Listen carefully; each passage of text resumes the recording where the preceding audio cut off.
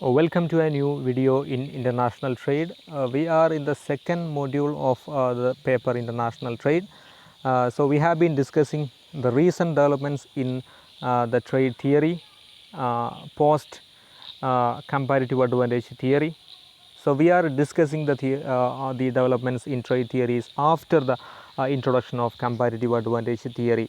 So yesterday we learned reciprocal demand theory, which was an extension of the comparative advantage theory by J.S. Mill in the demand side, and this is opportunity cost theory put forward by Haberler, and this is also an extension of the comparative advantage theory, and this is to supplement the comparative advantage theory. In fact, comparative advantage has been considered as the basis of international trade even in the present day trade situation, but the only difference is that what determines the comparative advantage is the issue. So here opportunity cost theory explains the reasons or explains the basis of international trade and what determines this theory explains what determines the comparative advantage, and it is determined by the opportunity cost according to the opportunity cost theory. As I said, opportunity cost theory is put forward by Haberler in 1936. This is before the introduction of Heckscher-Rohlin theory, and this is to explain the comparative advantage theory on opportunity cost. Comparative advantage is in fact the basis of trade. On the basis of comparative cost differences. So trade depends on comparative advantage. This fact has been recognized by Haberler, but his point of difference is something else. We will discuss that.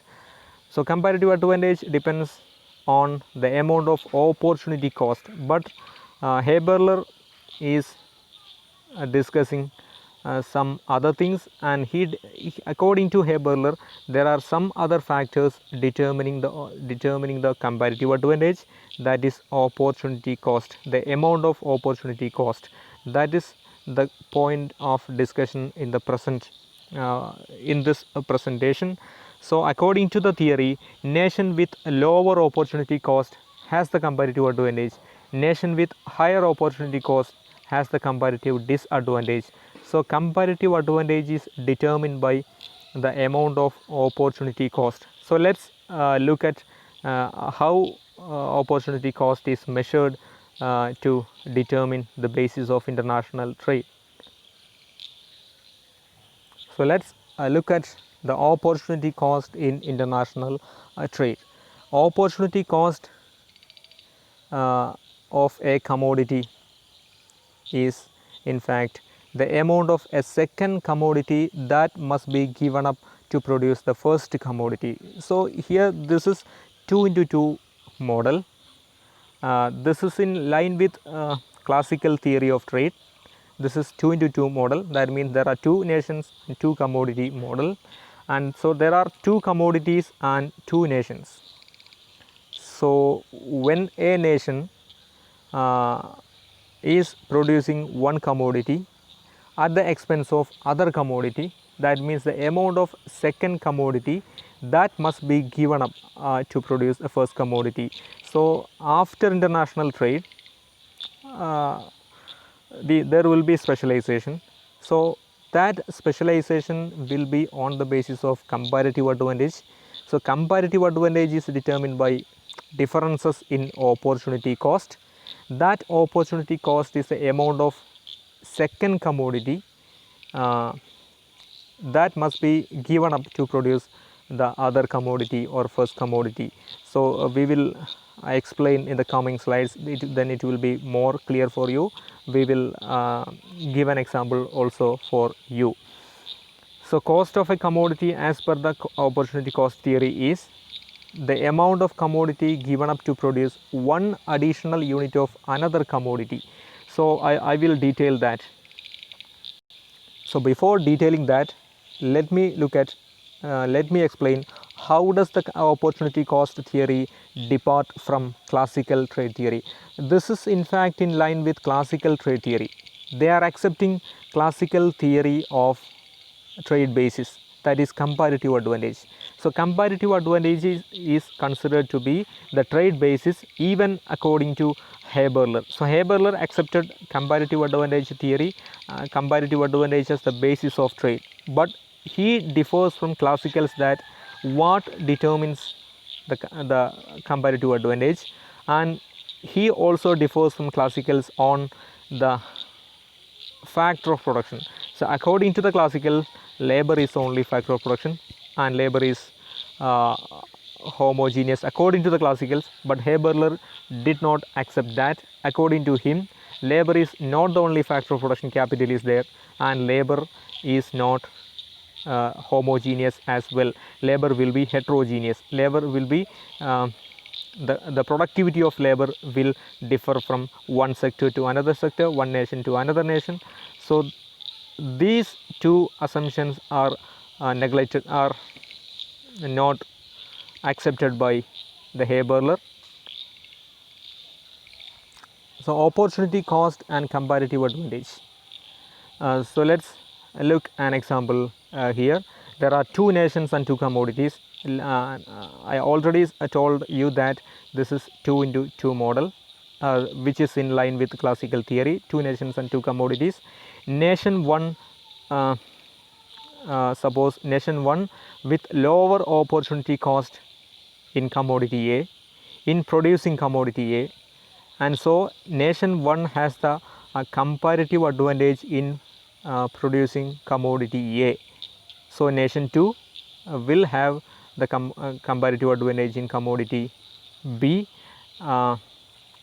Here since nation 1 has lower opportunity cost in producing commodity A, so this is the basis of comparative advantage. So nation 1 has the comparative disadvantage at the same time in producing commodity B. Nation 2 has comparative advantage in commodity B as its opportunity cost is lower, as nation 2's opportunity cost is lower in producing commodity B. So here why nation 1 should specialize in commodity A, because it has comparative advantage on commodity A, since its opportunity cost in producing commodity A by giving up the production of commodity B is lower than other nation, lower than nation 2. Nation 2's opportunity cost in producing commodity A is greater than nation 1. So nation 1 has lower opportunity cost. Opportunity cost is measured in terms of the amount of commodity A, amount of commodity of B which is giving up for producing commodity A. So commodity A is the first commodity for nation 1, commodity B is the second commodity of nation 1. So opportunity cost is the amount of second commodity that must be given up to produce first commodity. So nation 1 has lower opportunity cost in producing commodity A, which is the first commodity of nation 1. So it has comparative advantage in that. And let me give you an example. So let's look an example next. In the example we have two nations and two commodities. US and UK are the two nations. Wheat and cloth are the two commodities. So before international trade takes place, both US and UK produce both wheat and cloth. So there is no specialization before international trade. So international trade could happen between US and UK by considering the opportunity cost. If which nation has got the opportunity cost, that nation can produce that commodity. Which nation has got the lower opportunity cost in producing a commodity, So that nation should specialize in that commodity as it has got the comparative advantage. And then a nation should import the commodity from other nation when its opportunity cost in producing that commodity is higher than the other nation. So comparative advantage is the basis of trade, and comparative advantage is determined by the difference in opportunity cost, not just not just comparative cost, according to unlike David Ricardo. So here United States can specialize in wheat if their opportunity cost in producing wheat is lower than UK, and this is the amount of cloth given up by United States to produce one more unit of wheat. So wheat is the commodity on which United States has the comparative advantage. United States has the advantage. So since uh, uh, the amount of cloth this amount of cloth is the second commodity of USA, and since the amount of cloth given up by United States to produce one more unit of wheat is uh, is lower than UK, so US can concentrate or specialize in the production and export of wheat commodity rather than cloth. So cloth then will be automatically the commodity of UK. So UK can produce cloth uh, uh, if its opportunity cost is lower than United States. So UK's production of cloth is also on the basis of opportunity cost. Then it is the amount of wheat given up by UK, given up by the United Kingdom to produce one more additional unit of cloth. So here we have two commodities and two nations. Two nations are US and UK. Two commodities are wheat and cloth. And US has a comparative advantage in wheat since its opportunity cost of producing wheat by giving up cloth is lower than UK, and UK has the comparative advantage in the commodity cloth since its opportunity cost of producing cloth by giving up wheat is lower than United States. So this is the basis of trade. Comparative advantage is the basis of trade, and comparative advantage is in fact determined by the difference in opportunity cost of producing two commodities. So who has got the comparative advantage here? Both US and UK have uh, comparative advantage on different commodities. US has the comparative advantage in wheat. UK has the comparative advantage over cloth. Since US opportunity cost to produce one additional unit of wheat is lower than that of cloth and lower than that of UK, and UK has the comparative advantage over cloth since UK's opportunity cost to produce one additional unit of cloth is lower than that of wheat. So US has the advantage over wheat, UK has the advantage over cloth. So this is the basis of international trade, and this is the extension of the comparative advantage theory put forward by Ricardo. So let's take the example with simple algebraic. So opportunity cost of US and UK. As I said, United States has the opportunity. United States has the advantage over wheat since its opportunity cost is lower on wheat. Um, this is measured by using the simple figures. If United States is giving up 2/3 of cloth to produce one additional unit of wheat, 2/3 of cloth means 66.66% of cloth to produce one additional unit of wheat. So this is the opportunity cost of US over wheat. Remind you, opportunity cost of a nation over one commodity over wheat is the amount of another commodity or cloth which is giving up to produce one more unit of wheat. So this is 0.66 is the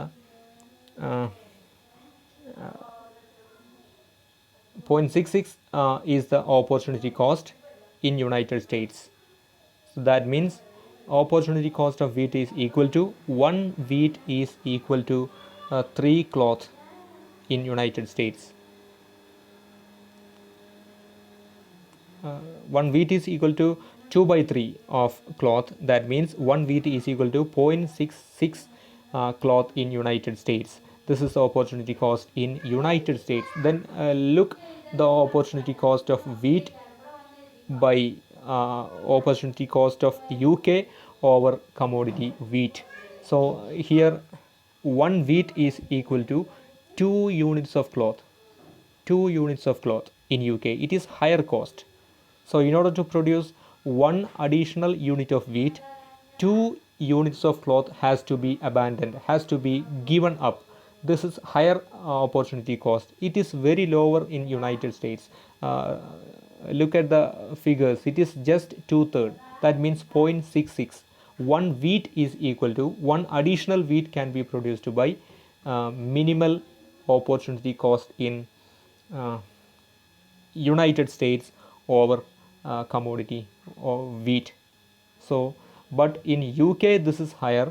Opportunity cost is higher in higher over the production of wheat. So US has got the advantage over wheat than cloth than UK. So US should specialize in wheat.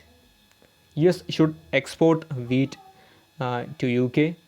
UK should specialize in cloth.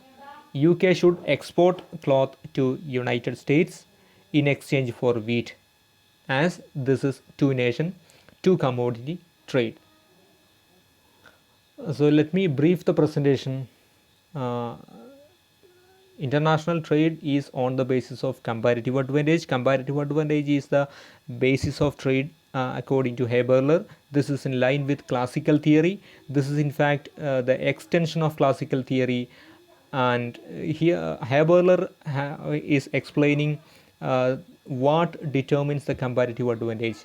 According to Haberler, comparative advantage is determined by the differences in opportunity cost, not the real cost.